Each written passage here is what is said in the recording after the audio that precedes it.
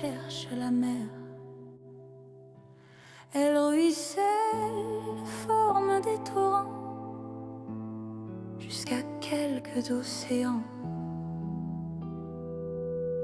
Et parfois, l'accumulation est une bénédiction. Elle nourrit la beauté, elle bâtit des cités, et elle transforme les rêves en ponts vers demain.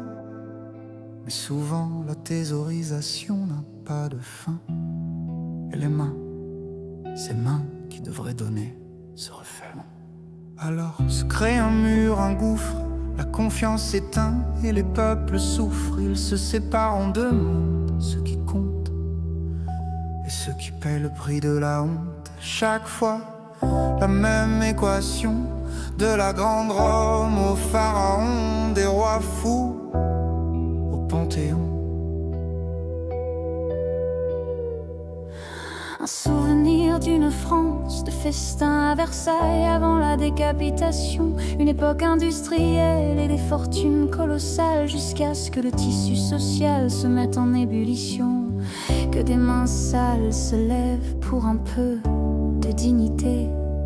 La révolution.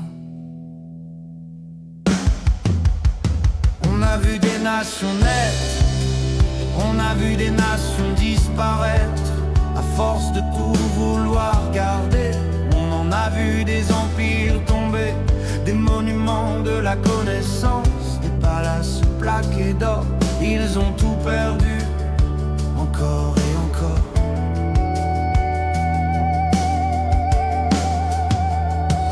À chaque époque, le même réflexe revient. Concentrer, garder, verrouiller ce qui est sien. Ceux qui en veulent plus et osent tout, et ceux qui n'ont rien se résignent ou explosent à bout. Cris de vengeance, des destins tragiques. Mais derrière se cache une logique.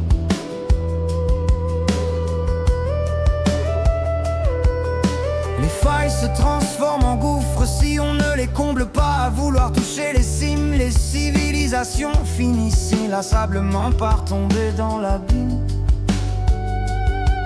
L'équilibre, voilà le vrai défi. Non pas punir la réussite, mais empêcher qu'elle devienne privilège. L'histoire le répète sans colère, mais avec constance. Chaque fois que la richesse oublie la majorité finit par rappeler la richesse à ses pieds. On a vu des nations naître,